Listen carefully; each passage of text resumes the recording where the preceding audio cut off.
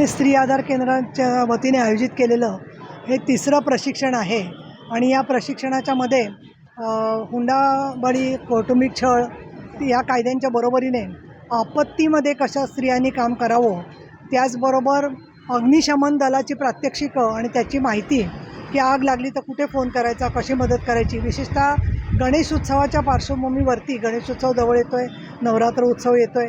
अशा वेळेला स्त्रियांचा सक्षमपणा आणि सहभाग सार्वजनिक जीवनात होतो.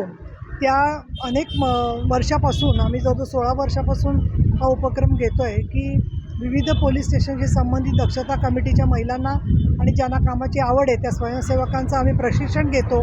त्याच्यामधल्या तिसऱ्या प्रशिक्षणात आत्तापर्यंत जवळजवळ 12 कायद्यांची माहिती दिलेली आहे. पुढच्या आठवड्यातसुद्धा तसंच प्रशिक्षण होईल आणि 11 सप्टेंबरच्या सुमाराला आम्ही त्यांना त्याबद्दलची प्रशस्तीपत्रक आणि आय कार्डसुद्धा देणार आहोत.